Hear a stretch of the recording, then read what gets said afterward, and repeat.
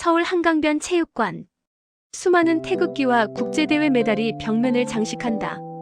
이곳에서 어린 시절부터 자라난 소녀 지우는 이제 24살. 태권도 4단 고유단자이자 국가대표 출신이다. 어릴 적부터의 별명은 강철소녀. 스스로를 단련시키는 고통을 두려워하지 않았고 경기장에서 한 번도 도망친 적이 없는 투지의 상징이었다. 그러나 그녀의 진짜 목표는 단순한 승리가 아니라 정의였다. 지우는 늘 말했다. 태권도는 싸우는 기술이 아니라 지키는 기술이에요. 부모님은 무역 사업을 하다 미국 지사를 열게 되었다. 그 과정에서 지우도 부모님과 동행하게 된다. 잠깐 다녀오는 거지 뭐. 넌 그냥 통역이나 도와주면 된다. 아버지의 말은 가벼웠지만 지우의 마음은 복잡했다. 낯선 땅, 낯선 언어, 낯선 문화. 태권도로 세계를 누비던 경험이 있었지만 살아본 적은 없는 곳이었다. 지우는 출발 전날 밤 도복을 손으로 매만지며 스스로에게 속삭였다. 어디를 가든 나는 나를 잃지 않는다. 정의를 위해 배운 걸 잊지 말자. LA 공항에 내리자마자 지우는 거대한 스케일에 압도되었다. 끝없는 활주로 영어 안내방송, 이국적인 인파. 그러나 곧 느껴지는 시선들. 저 여자 동양인이야. 낯선 시선 속에서 지우는 묘한 긴장감을 느꼈다. 호텔에 도착해도 마음은 풀리지 않았다. 문화적 차이는 생각보다 컸다. 언어 장벽, 음식의 낯설, 그리고 태권도를 잘 알지 못하는 현지인들의 무심한 반응. 어머니는 위로했지만 지우는 속으로 불안감을 삼켰다. 여긴 내가 배운 모든 게 통하지 않을 수도 있겠구나. 첫 주말 부모님을 따라 대형마트에 갔다. 계산대 앞에서 줄을 서던 중 뒤에 있던 중년 남성이 짜증을 냈다. 헤이, 무브 페스터. 지우는 당황했지만 억지로 웃으며 비켜섰다. 그러나 속은 타들어갔다. 내가 뭘 잘못했지? 한국에서는 이런 걸 예의라고 배웠는데. 그날 밤 호텔 창가에 서서 스스로를 다잡았다.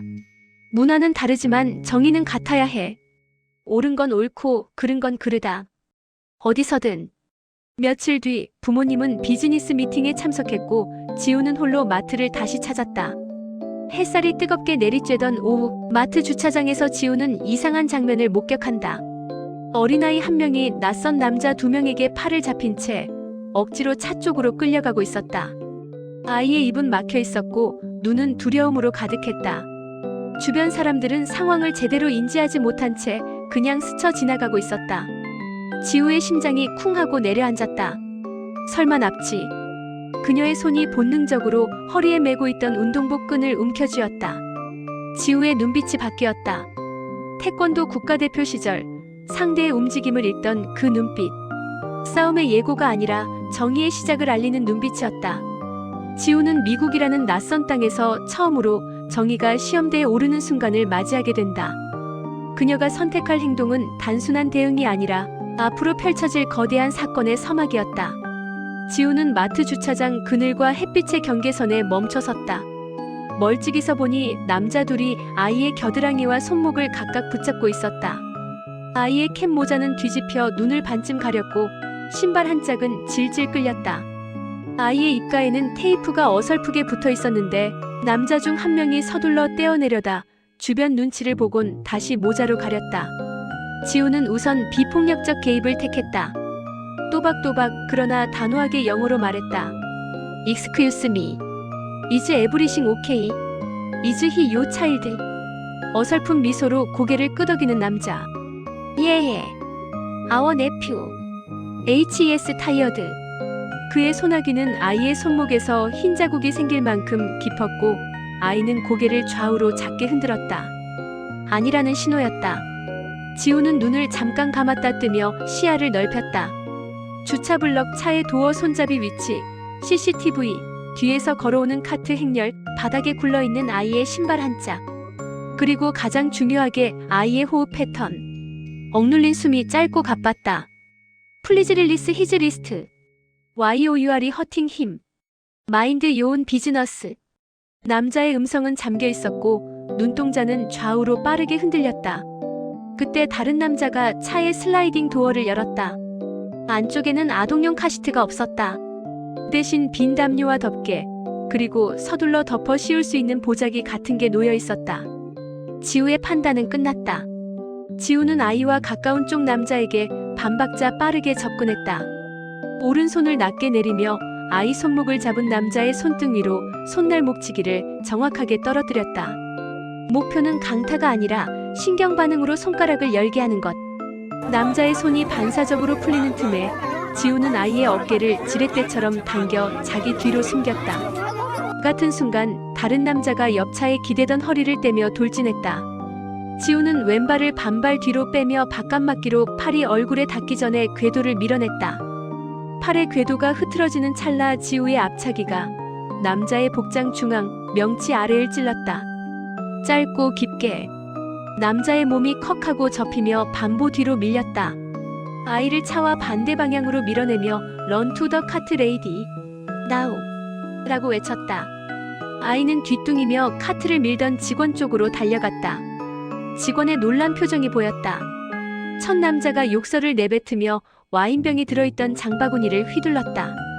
지우는 45도 사선으로 몸을 빼며 돌려차기의 스텝으로 회피 그리고 회전 모멘텀을 이용해 옆차기를 남자의 무릎 외측에 정확히 꽂았다. 뚝 거친 마찰음과 함께 남자의 체중선이 무너졌다. 그는 주저앉으며 장바구니를 놓쳤고 병이 바닥에서 격하게 굴렀다. 두 번째 남자가 주먹을 날렸다. 지우는 안맞기로 손목을 비껴내고 같은 팔꿈치로 팔꿈치치기를 늑골 상단에 얕게 찍었다. 목표는 부러뜨리는 게 아니라 호흡을 끊는 것. 그의 숨이 잠시 막히며 틈이 열렸다. 지우는 그 틈에 몸통 지르기 한 박자를 운동화 끈 조르듯 타이트하게 꽂고 발목 스윕으로 균형을 더 무너뜨렸다. 남자의 등 뒤에서 자동차 경적이 울리고 멀리서 스마트폰을 드는 사람들이 보였다. 세상은 항상 찍기를 먼저 한다. 사흉기, 열쇠 펀치와 지긍방어. 무릎을 맞은 첫 남자가 주머니에서 차키를 움켜쥐고 돌기 부분을 밖으로 내밀었다. 급조된 임프로바이즈드 웨폰. 그는 난폭하게 휘둘렀다. 지우는 하방맞기로 하단을 막으면서 상체를 컴팩트하게 접었다가 상대 손목의 관절선을 타고 올라가 손목 꺾기로 궤도를 봉쇄했다. 여기서 핵심은 힘이 아니라 각도와 타이밍. 손목이 회회회내 사이에서 꼬이는 순간 남자의 어깨가 먼저 비틀렸다. 그 짧은 비명과 함께 키는 바닥에 떨어졌다. 그 순간 뒤쪽에서 두 번째 남자가 백그랩으로 지우의 허리를 감싸 들려 올리려 했다. 지우는 발 뒤꿈치를 차 문턱에 걸어 무게중심을 낮춰 들림을 막고 뒤꿈치 축 돌기로 엉덩이를 상대의 골반선에 박으며 기울이기를 응용 상대의 중심을 뒤로 탈선시켰다. 그의 손이 풀리는 순간 지우는 뒤돌려차기를 반박자 짧게 기압과 함께 복장 중앙에 꽂아 넣었다. 짧은 숨 접히는 척추, 바닥과 피부가 마찰하는 둔탁한 소리. Get inside. 콜 911. 카트 직원에게 아이를 밀었다. 직원은 떨리는 손으로 전화를 눌렀고 스피커에서는 911 What's your emergency가 들렸다. 지우는 그대로 차 문을 닫아 납치 동선을 끊었다. 첫 남자가 절뚝이며 일어서려 하자 지우는 방어거리를 유지하며 짧게 경고했다. Do not move. Police are on the way. 그의 시선이 주위를 두리번거리다 CCTV를 스쳤다. 입술이 달라붙듯 굳었다. 사이렌. 순찰차 두 대가 미끄러지듯 멈춰섰다. 경찰관 둘이 내리며 외쳤다. 핸즈. 쇼미 요 핸즈. 지우는 양팔을 곧게 들었다. 납치범 중 한 명이 바닥을 기며 먼저 외쳤다. She attacked us. She is crazy. 갑작스런 프레이밍. 순간 몇몇 구경꾼의 표정이 흔들렸다. 지우는 천천히 그러나 또렷하게 말했다. They were abducting the child. CCTV. Ask the boy. 하지만 아이는 충격으로 말이 막혀 오는 소리만 냈다. 경찰의 시선은 울부짖는 남자와 침착한 동양 여성 사이를 오갔다. 안타깝지만 그 순간 선입견이 기울었다. 턴어라운드. 핸즈 비하인드 요백. 콜드 스틸의 촉감. 지우는 수능을 택했다. 저항이 아니라 사실로 증명해야 했기 때문이다. 손목에 수갑이 채워지는 소리 짧고 차가운 클릭. 창문 너머로 사람들이 휴대폰을 들고 속삭였다. 이즈시? 디드시 어택댐? WAIT, I heard she saved the kid. 정보는 늘 모순으로 시작한다. 지우는 뒷좌석에서 천장을 바라보았다. 숨이 오랫동안 고르게 이어지도록 단전에 집중했다. 스승의 말이 떠올랐다. 힘은 마지막에, 증거는 먼저. 한 경찰관이 조심스레 물었다. USAID CCTV? Yes. 언드 더 카 노 차일드 시트. 그가 무전으로 무언가를 요청했다. 동료는 납치범 둘을 분리해 질문하고 있었다. WHERES 더 키즈 페런트. 히즈 맘 인사이드. 네임. 위 DONT 노. 대답이 늦었다. 그 찰나 경찰관의 눈이 가늘게 좁혀졌다. 지우는 간단한 조사를 위해서 임시 유치 상태로 대기하게 되었다. 경찰은 절차를 설명했다. 당신은 현재 용의자가 아니라 참고인이지만 폭력 혐의가 제기되어 절차상 보호구역에 머물러야 합니다. 그때 휴대폰 알림이 일제히 울렸다. 로컬 뉴스 속보. 주차장 폭행 사건 동양 여성, 남성 2명 폭행 아이는 무사. 영상은 누군가 찍은 중간 이후 장면 납치범이 아니라 맞고 쓰러진 남자의 모습이 먼저 재생되었다. 맨 마지막 2초 아이가 카트 직원에게 달려가는 장면이 희미하게 보였다. 그러나 자막은 폭행이라는 단어를 먼저 골랐다. 지우의 뒷목이 서늘해졌다. 편집은 언제나 서사를 만든다. 그녀는 마음속으로 말했다. 그리고 더 깊게 숨을 고르며 사실을 하나씩 정렬했다. CCTV 위치, 차 내부 상태, 아이의 신발, 테이프 흔적, 손목의 압박, 자국 응급처치 기록 증거는 말한다. 몇 시간 뒤 부모님이 허겁지겁 파출소에 도착했다. 어머니의 눈은 충혈되어 있었다. 지우야, 다친 데는? 괜찮아요. 작은 타박상뿐. 아버지는 경찰에게 침착하게 물었다. CCTV는 확인하셨습니까? 아이 부모는 찾았습니까? 경찰은 고개를 끄덕였다. 영상 회수 중입니다. 아이 어머니는 매장 계산줄에서 아이가 사라진 사실을 뒤늦게 알고 신고하려던 중이었습니다. 지금 진술 중이에요. 지우의 변호사로 선임된 한인 여성 변호사가 도착했다. 영상 911 통화 기록, 차 내부 사진, 아이 손목 사진 모두 요청했습니다. 그리고 변호사가 낮게 덧붙였다. 납치범 둘 휴대폰에서 아동 사진 검색 기록과 차량 이동 경로 메모가 발견될 가능성이 있어요. 압수수색 영장 여부가 관건입니다. 지우는 첫 번째로 안도를 미세하게 느꼈다. 그리고 동시에 분노가 천천히 올라왔다. 저들은 내게 폭행범의 가면을 씌웠다. 하지만 나는 정당했다. 밤이 깊어갈수록 SNS에는 상반된 해시태그가 번졌다. 편집된 영상에선 지우의 옆차기 순간이 클로즈업되어 돌았다. 과도한 힘이라는 코멘트가 붙었다. 반면 현장에 있었다는 한 목격자가 댓글을 남겼다. 그 여자는 소리쳤어요. 손대! 라고. 그리고 아이를 먼저 피신시켰어요. 그게 전부예요. 그러나 여론은 증거 없는 확신을 사랑한다. 어떤 이는 동양 무술가의 위험성을 이야기했고 어떤 이는 여성이 아이를 구했다는 점을 강조했다. 지우는 파출소 의자에서 눈을 감고 염주처럼 호흡을 셌다. 하나, 둘, 셋 기다림도 기술이다. 새벽 무렵 담당 형사가 돌아왔다. 표정은 간결했다. 영상 확보했습니다. 아이의 입가리개 흔적, 팔을 끌어당기는 장면, 차량 내부, 카시트 부재가 선명합니다. 911 통화와도 일치합니다. 아이 어머니의 진술도요. 그는 종이에 줄을 그으며 말했다. 정당방위 가능성이 높습니다. 다만 상대 측의 과잉방어 주장도 있어 검토는 필요합니다. 지우는 짧게 고개를 끄덕였다. 알겠습니다. 변호사가 낮게 미소 지었다. 이제부터는 설명이 아니라 보여주기의 시간이에요. 임시 신병 처리 후 귀가 조치. 집 앞에서 새벽 공기가 서늘하게 패를 치고 들어왔다. 어머니가 문을 열며 떨리는 목소리로 물었다. 정말 괜찮은 거니? 응. 하지만 아직 끝난 게 아니야. 지우는 샤워를 하고 거울 앞에 섰다. 팔뚝에 든 작은 멍, 손목에 남은 수갑 자국에 붉은 띠. 그녀는 타월을 내려놓고 천천히 허리띠 매듭을 조여보았다. 스승의 말이 다시 떠오른다. 한 번의 기술은 장면을 바꾸고 한 번의 증거는 이야기를 바꾼다. 그러나 사람을 바꾸는 건 시간이다. 침대 밑 탁자 위에 노트를 꺼내 적었다. CCTV 위치 스케치, 차 내부 담요 보자기, 아이 손목 자국, 신발 한 짝 위치, 첫 남자 키 무기와 두 번째 남자 백그랩 뒤돌려차기 911 통화 시간대 카트 직원 이름. 그녀는 펜을 내려놓고 조용히 미소 지었다. 내가 할 일을 했어. 이제 보여주기만 남았다. 지우는 아이를 구했지만 폭행 피해자라는 낙인이 따라붙을 위기에 놓였다. 그러나 하나둘 증거가 모이기 시작했고 진실 역시 수면 위로 떠오를 조짐을 보인다. 이제 무대는 파출소와 미디어에서 법정과 사회로 옮겨간다. 법정. 검사는 서류를 흔들며 말했다. 피고인은 성인 남성 2명을 심각하게 상해했습니다. 아이를 지켰다는 것은 인정하더라도 태권도라는 무술로 무릎을 가격하고 늑골을 손상시킨 것은 과잉 방어입니다.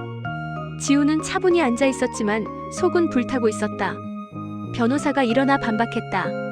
존경하는 재판장님, CCTV에는 분명히 아이의 팔이 비틀려 끌려가는 장면이 담겨 있습니다. 피고인의 발차기는 상대의 무력화를 위한 것이었지 생명을 위협하기 위한 것이 아니었습니다. 무엇보다 아이를 구한 뒤에 경찰에 잦은 협조했다는 점이 중요합니다. 재판이 진행되는 동안 언론은 양극단의 프레임을 내세웠다. 동양 무술가, 과잉 폭력, 아이를 구한 한국의 영웅, 정의의 사도.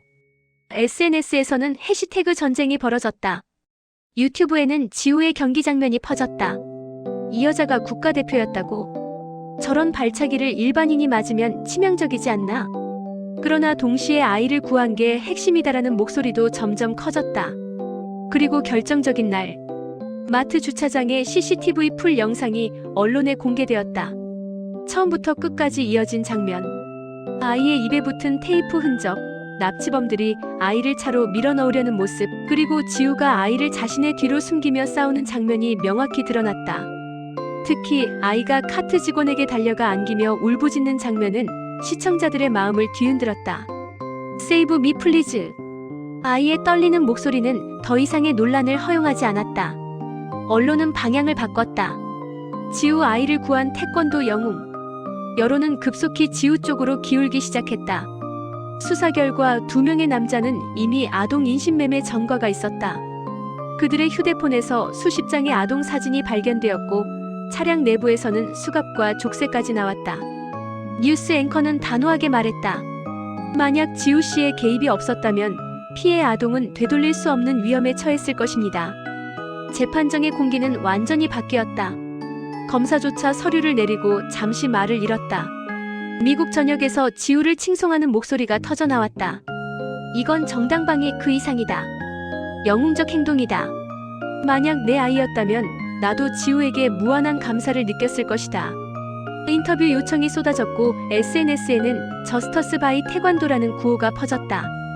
태권도를 배우겠다는 아이들과 학부모가 늘어나면서 미국 곳곳에 태권도 도장이 붐비기 시작했다. 재판 마지막 날 지우는 짧게 진술했다. 저는 싸움을 좋아하지 않습니다. 하지만 아이가 울부짖는 걸 보고도 외면할 수는 없었습니다. 태권도를 배운 이유는 단 한 가지, 누군가를 지키기 위해서입니다. 법정안이 잠시 정적에 잠겼다가 이내 박수가 터졌다. 이제 모든 것은 판결로 귀결될 것이다. 그러나 이미 세상은 알고 있었다. 지우는 단순한 피고인이 아니라 아이를 구하고 정의를 지킨 태권도의 사도라는 것을. 재판정은 사람들로 가득했다. 기자들, 방송 카메라, 지우를 응원하러 온 한인 사회, 그리고 납치범들을 규탄하는 미국 시민들까지. 재판장은 판결문을 낭독했다. 피고 지우는 정당방위가 인정된다. 무죄. 그 순간 방청석은 환호로 가득 찼다. 어머니는 눈물을 흘리며 딸의 손을 붙잡았다. 아버지는 가만히 눈을 감으며 고개를 끄덕였다. 지우는 잠시 숨을 고르다가 미소 지었다. 정의는 통하는구나. 그날 저녁 뉴스 헤드라인. 태권도로 아이를 구한 한국의 영웅, 지우. 정당방위 무죄, 미국 시민들 박수갈채. 저스터스 바이 태권도 새로운 영웅 탄생. CNN, 뉴욕타임스, LA타임스까지 앞다투어 지우를 조명했다. 그녀가 법정에서 했던 말, 힘은 누군가를 억누르기 위해 쓰는 것이 아니라 지키기 위해 쓰는 것이다. 이 문장이 미국 전역에 회자되었다. 사건 이후 미국 전역의 태권도 도장은 문전성시를 이루었다. 아이들에게 지우 같은 용기를 가르치고 싶다. 태권도는 단순한 무술이 아니라 정의의 철학이다. 한인 사회는 자부심을 느꼈고 한국 정부 역시 지우를 공식적으로 치하했다. 대한민국은 정의의 나라, 태권도의 본고장이라는 이미지로 재조명되었다. 지우는 방송 출연, 강연, 인터뷰 요청이 쏟아졌지만 대부분 거절했다. 그녀는 오히려 작은 체육관을 빌려 아이들에게 태권도를 가르치기 시작했다. 도복을 입은 아이들이 줄지어 서 있는 앞에서 지우는 말했다. 태권도의 힘은 발차기나 주먹이 아니에요. 바로 약자를 지키는 마음이에요. 아이들은 눈을 반짝이며 고개를 끄덕였다. 늦은 밤 체육관 불을 끄고 도복을 정리하던 지우는 창밖을 내다봤다. 미국 땅, 낯설고 두려웠던 곳이 이제는 정의를 실현한 무대로 바뀌어 있었다. 그녀는 마음속으로 다짐했다. 이제부터는 세계 어디서든 태권도로 정의를 지켜내겠다. 그리고 조용히 허리띠 매듭을 고쳐맸다. 그 매듭은 단순한 천이 아니라 아이를 구하고 정의를 증명하며 세상을 바꾼 신념의 표식이었다. 지우는 더 이상 단순한 태권도 유단자가 아니었다. 그녀는 아이를 구한 영웅, 정의의 사도, 그리고 태권도를 통해 세상의 정의를 증명한 인물이었다. 미국 땅에서 시작된 작은 싸움은 결국 대한민국과 태권도를 전 세계에 알리는 거대한 울림이 되었다.